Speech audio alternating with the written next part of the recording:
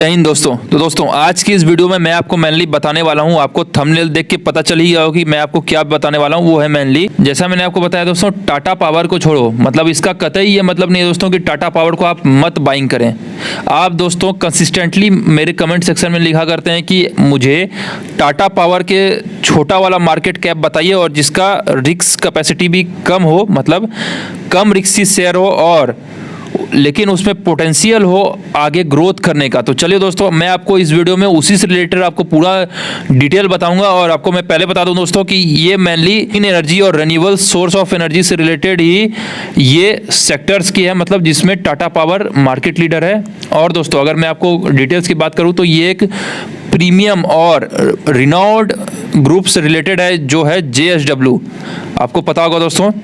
तो चलिए मैं आपको इस वीडियो में उसी से रिलेटेड बात करूंगा। तो चलिए दोस्तों शुरू करते हैं अपने वीडियो के साथ। लेकिन उससे पहले चैनल पर नए हो दोस्तों, प्लीज चैनल को सब्सक्राइब कर लीजिए, बेल आइकन ऑन कर लीजिए, जिससे मेरे आने वाले वीडियोस की नोटिफिकेशन आपको सबसे पहले मिल सके। तो चलिए दोस्तों शुरू करते हैं अपने वीडियो के साथ।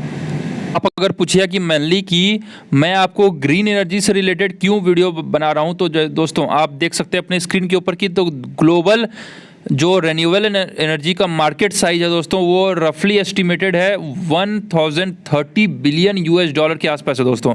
आप समझ सकते हैं जो 2020 के आसपास का रिकॉर्ड है और फिर डाटा है। और दोस्तों अगर मैं 2030 के आसपास की बात करूं तो मेनली ये 2000 बिलियन डॉलर के आसपास इसका जो है मार्केट साइज पहुंच सकता है। जो CAGR की बात करूं तो 8.6% के आसपास है। और हाइड्रो इलेक्ट्रिक में भी दोस्तों ये मेनली काम करती है कंपनी। सारे दोस्तों मैं आपको इस डिटेल को बताऊंगा इस वीडियो में।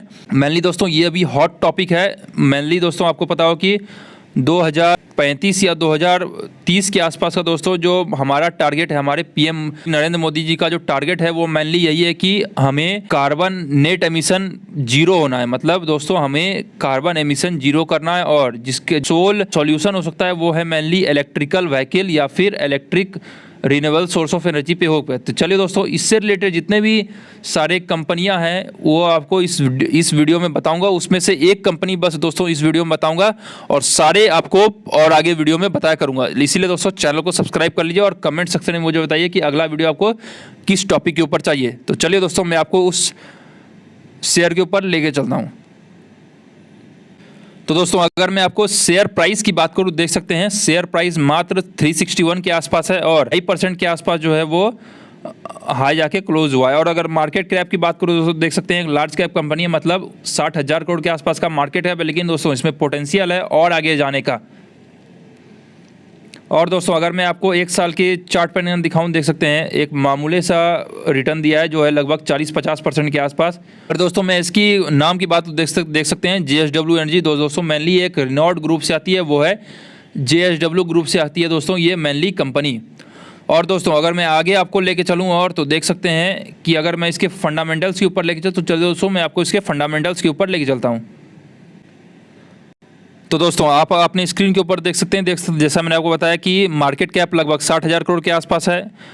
PE दोस्तों 50 के आसपास है, जो दोस्तों इस सेक्टर में एक्सेप्टेबल है क्योंकि ये ग्रोइंग सेक्टर है और फ्यूचर में और ग्रोथ मिल सकता है इस कंपनी को।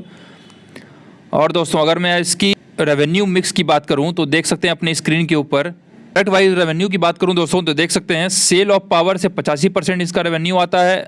पावर जनरेशन जो जॉब वर्क है वो 66.1% और अदर से दोस्तों 1.7% के आसपास का रेवेन्यू आता है। लोकेशन वाइज रेवेन्यू की बात करो तो दोस्तों तो देख सकते हैं 100% इसका रेवेन्यू जो है वो इंडिया से आता है।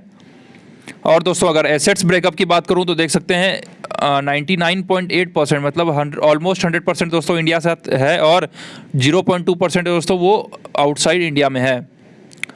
ऑपरेशनल कैपेसिटी की बात करो दोस्तों देख सकते हैं ये मेनली हाइड्रो एनर्जी है दोस्तों। हाइड्रो एनर्जी में काम करती है ये कंपनी जो मेनली एक रिन्यूएबल सोर्स ऑफ एनर्जी है। और दोस्तों अगर मैं इसकी पीयर कंपैरिजन की बात करूं तो देख सकते हैं आप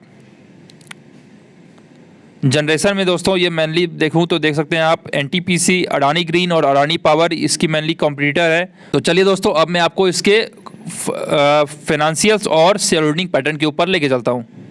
मैंने आपको बताया देख सकते हैं आपकी JSW एनर्जी और इसकी सब्सिडरी जो है वो प्राइमरली इंगेज्ड है in business of generating power from assets located जो है वो कर्नाटका, महाराष्ट्र और फिर अगर मैं बताऊं तो दोस्तों नंदी दयाल और सल्बोनी जो, और दोस्तों अगर मैं बताऊं तो it is the holding company for the JSW group power business. मतलब दोस्तों जो JSW जो उसकी पावर सेक्टर वाली जो ग्रुप है डिवीज़न है उसकी दोस्तों ये होल्डिंग कंपनी है।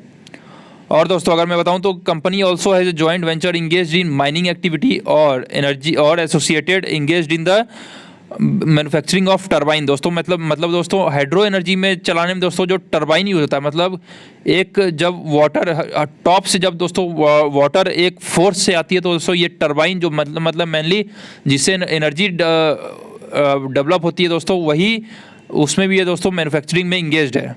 और की पॉइंट्स की बात करूं दोस्तों तो प्रेजेंटली अगर मैं बात करूं तो कंपनी के पास 6 इलेक्ट्रिसिटी प्रोजेक्ट है across India with a capacity of around 4559 megawatt of power, जिसमें से दोस्तों बार्मर में दोस्तों 1080 देख सकते हैं सारे दोस्तों आप अपने स्क्रीन के ऊपर। और सोलर कैपेसिटी की बात करूँ दोस्तों देख सकते हैं 10 मेगावाट के आसपास है।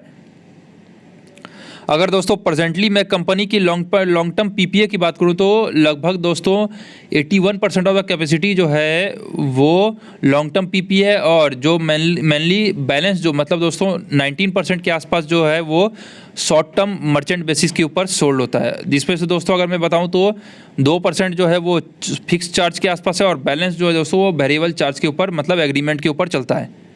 और कंपनी की अगर मैं बात करूं तो 76 और 24 में जॉइंट वेंचर किया दोस्तों महाराष्ट्र इलेक्ट्रिसिटी ट्रांसमिशन कंपनी के साथ, जो जिसमें तो मेनली दोस्तों 400 किलोवाट डबल सर्किट लाइन जो है वो पावर जनरेशन से रिलेटेड रत्नागिरी पावर प्लांट में दोस्तों मेनली होती है। और अगर दोस्तों 49:51 का जो है वो बार्मर लिग्नाइट माइनिंग कंपनी में ये जॉइंट वेंचर की है जो राजस्थान में सिचुएटेड है। और दोस्तों अगर वॉलेटिलिटी की बात करूँ तो दोस्तों इनका मेन जो इंपोर्टेड कोल के कारण दोस्तों जो मेनली इंडोनेशिया और साउथ अफ्रीका से होता है, इसीलिए दोस्तों प्रॉफिट मार्जिन में हैवली फ्लक्चुएशन होता है। तो चलिए दोस्तों अब मैं आपको इसके फाइनेंशियल्स के ऊपर लेके चलता हूँ, लेकिन दोस्तों उससे पहले पीयर कंपैरिजन की बात करूँ देख सकते हैं NTPC जो है वो इनकी जैसा मैंने बताया कि कॉम्पिटिटर है, लेकिन दोस्तों अगर मेरे हिसाब से देखें तो सबसे बड़ी कॉम्पिटिटर जो हो सकती है वो है अडानी पावर, अडानी एनर्जी और टाटा पावर। यही दोस्तों मेनली इसके 3 क्लाइंट है और आपको इन्हीं में से चारों में से किसी के ऊपर अपने हार्ड एंड मनी को लगाना चाहिए। लेकिन उससे पहले दोस्तों किसी भी इन्वेस्टमेंट करने से पहले आप अपने फिनेंशियल एडवाइज़र से ज़रूर एडवाइस करें, तभी अपने हार्ड एंड मनी को अपने किसी भी स्टॉक मार्केट या कहीं भी इन्वेस्ट करें। तो चलिए दोस्तों मैं आपको और आगे लेके चलता हूँ। तो दोस्तों अगर मैं आपको इसके प्रॉफिट एंड लॉस के ऊपर लेके चलूँ जो ईयरली बेसिस पे है दोस्तों, तो देख सकते हैं करेंटली अगर मैं बात करूं तो 10,233 करोड़ के आसपास का इनका रेवेन्यू है, जो पिछले क्वार्टर से पिछले साल से इस बार घट के आया है मेनली। लेकिन दोस्तों अब ये बस टिल मंथ तक का ही है। अगर मैं दोस्तों ऑपरेटिंग प्रॉफिट की बात करूं तो देख सकते हैं 3200 करोड़ के आसपास जो ऑपरेटिंग प्रॉफिट था वो इस साल 3400 करोड़ के आसपास हो गया। और ऑपरेटिंग प्रॉफिट मार्जिन की बात करूं देख सकते हैं 32% से 34% के आसपास कंसिस्टेंट है। नेट प्रॉफिट की बात करूं देख सकते हो दोस्तों 1480 करोड़ से घट के वो दोस्तों लगभग 1200 करोड़ के आसपास किया। जो और EPS की बात करूं तो देख सकते हैं 7.33% के आसपास है। सेल ग्रोथ की बात करूं देख सकते हैं दोस्तों 8% के आसपास है।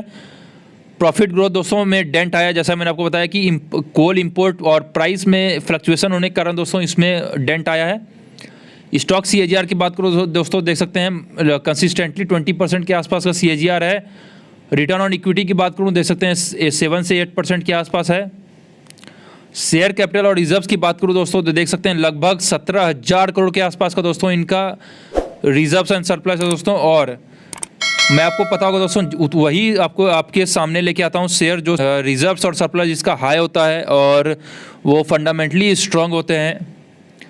और दोस्तों अगर मैं इसकी बोरोइंग्स की बात करूं मतलब लॉन्ग टर्म बोरोइंग में दोस्तों देख सकते हैं 19,000 करोड़ के आसपास का दोस्तों इनका कर्जा है, मतलब लॉन्ग टर्म बोरोइंग्स है। और दोस्तों एक लाजमी की बात है जो जैसा मैं आपको मैं आगे दोस्तों बताऊंगा कि टाटा पावर का कितना कर्जा है, मतलब लॉन्ग टर्म बोरोइंग्स कितने हैं। और दोस्तों अगर मैं आपको इसके कैश एंड कैश इक्विवेलेंट की बात करूं देख सकते हैं आप अपनी स्क्रीन के ऊपर वो लगभग दोस्तों 4,000 करोड़ के आसपास कैश एंड कैश इक्विवेलेंट है। मतलब दोस्तों अगर कंपनी आज चाहे तो आप अपने लॉन्ग टर्म बोनस को चुका सकती है। मतलब लगे दोस्तों 20,000 करोड़ के आसपास इनका कैश एंड कैश इक्विवेलेंट है। और नेट कैश इनफ्लो की बात करूँ दोस्तों, जो फिर से one of the most important factor है, उसमें भी दोस्तों देख सकते हैं आप लगभग 2600 करोड़ के आसपास का नेट पॉजिटिव कैश फ्लो है।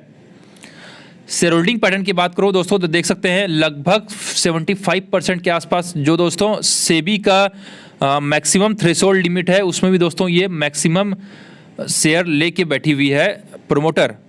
जिसकी बात करूँ दोस्तों तो देख सकते हैं आप, वो है JSW इन्वेस्टमेंट, और सारे दोस्तों JSW से रिलेटेड ही प्रमोटर हैं इनके, जैसा मैंने आपको ऊपर बताया। और FII और DII की बात करूँ दोस्तों तो देख सकते हैं लगभग 15% के आसपास FII और DII ने इन्वेस्ट किया हुआ है, और 10% के आसपास पब्लिक का है।